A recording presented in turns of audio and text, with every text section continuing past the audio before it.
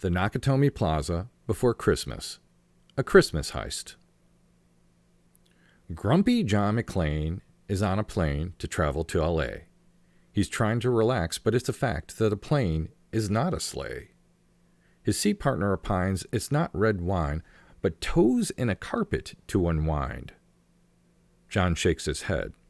You see, he's nearly unwed. He's found himself in a bind. He knows he's to blame, for his wife is estranged. What John needs is a vacation. Holly's not a martyr. She's found a new partner, the Nakatomi Corporation. They value her work, unlike John, who's a jerk, whose marriage he did botch. Co-workers are jealous. I'm talking about Ellis, who covets her Rolex watch. John steps into building, gleaming glass, stainless gilding, the home of a new pharaoh. McClane searches last name, and much to his shame, finds out that she's Holly Gennaro. Maiden name she's kept, even though he slept his way from New York City.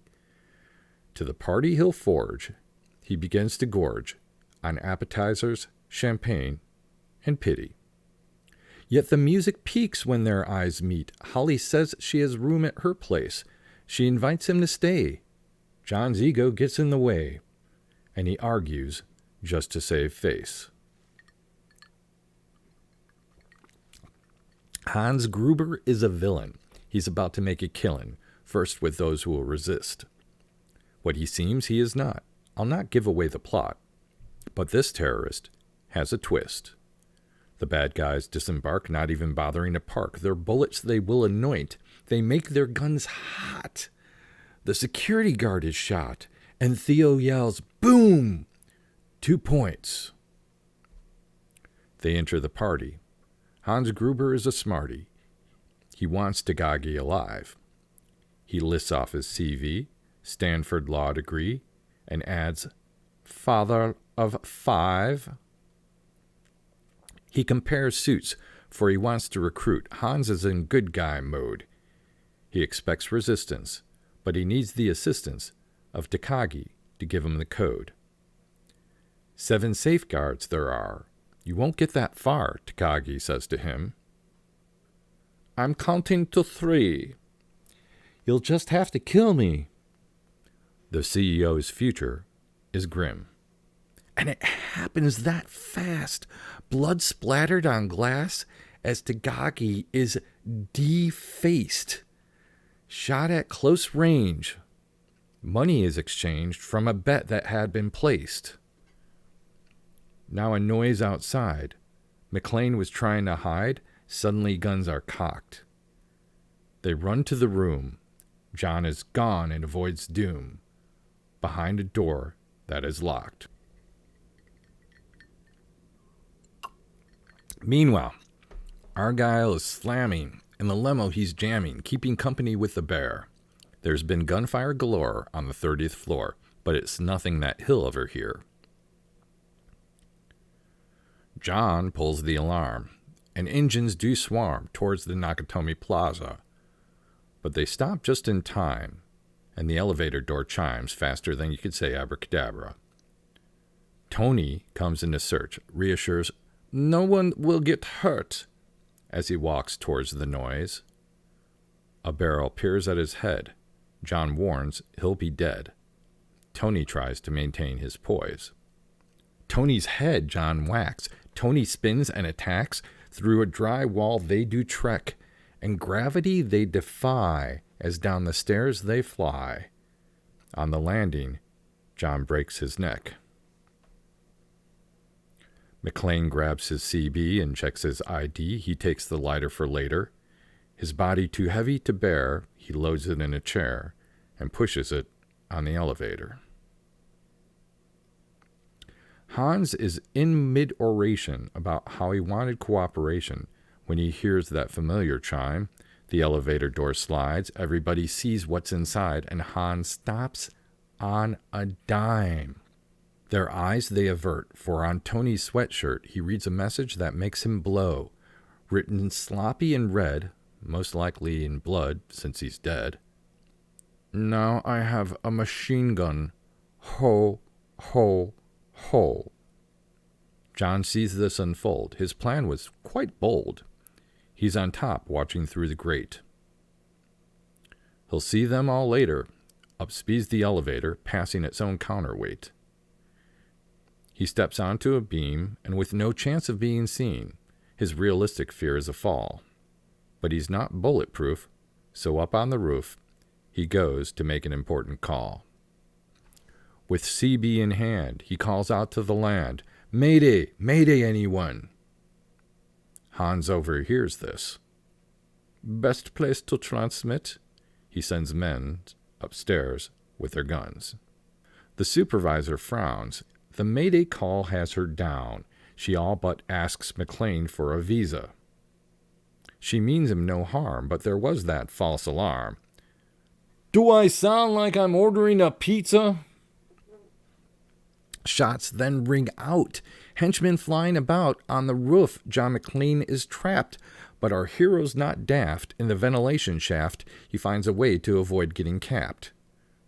From his own gun sling, he begins to swing. At the last second, loses his grip. Then through physics unlikely, his fingertips catch tightly to the edge of the ventilation lip.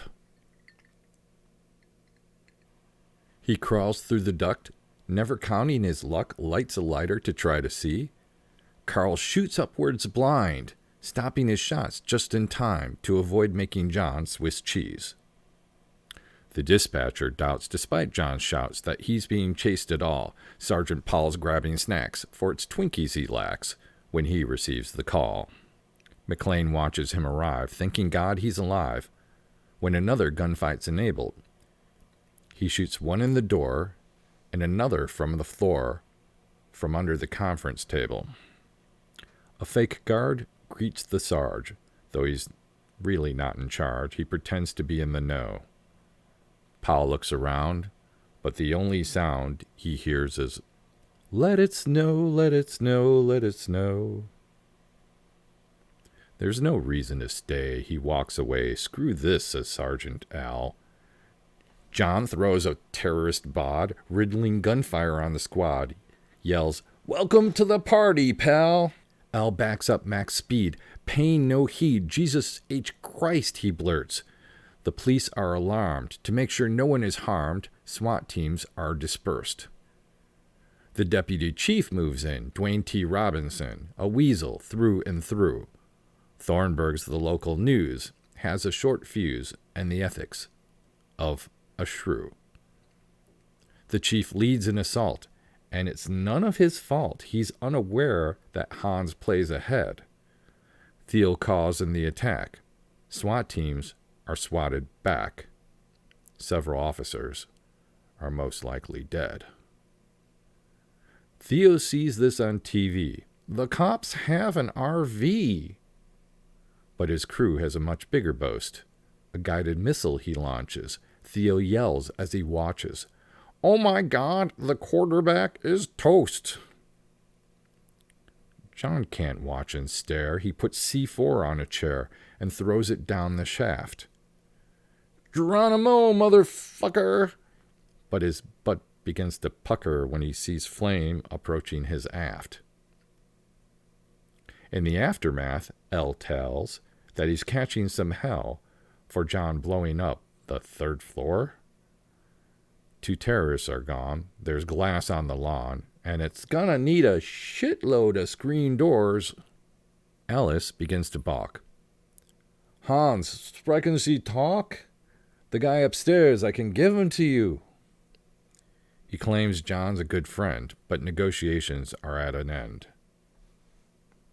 Hans doesn't even count to 2. Hans needs the detonators, but he'll look for that later. Right now, he needs to check on C4. He lifts up, is displeased, then falls on his knees as he sees bare feet on bare floor.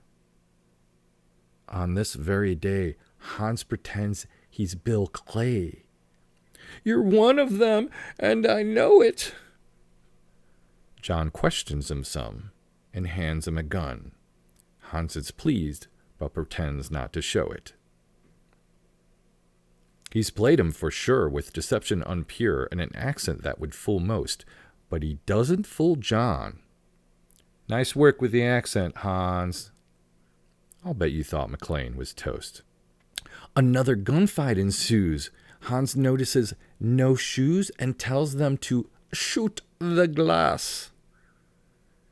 He runs as they strafe, making the office unsafe as McClane tries to de-ass. He drags himself clear, sits next to the bathroom mirror, leaving a trail of red, pulling out glass shards which he'll discard into the sink where he's bled. John tries to raise morale by calling Sergeant Al, and he asks him why he's not on the street. I shot a kid, he confides, and he no longer hides why he's no longer walking a beat. With plans looming large, now the FBI is in charge, power is shut to the whole grid. To Theo's own shock, the electromagnetic lock opens up just as Hans thought it did. The vault opens wide and shows what's inside, so happy that no one responds. Then they let out a cheer. It's the reason they're here. $640 million in bearer bonds. McClane stops in his tracks, and he cannot relax when he talks about the guy upstairs. On that top floor, he discovers C4.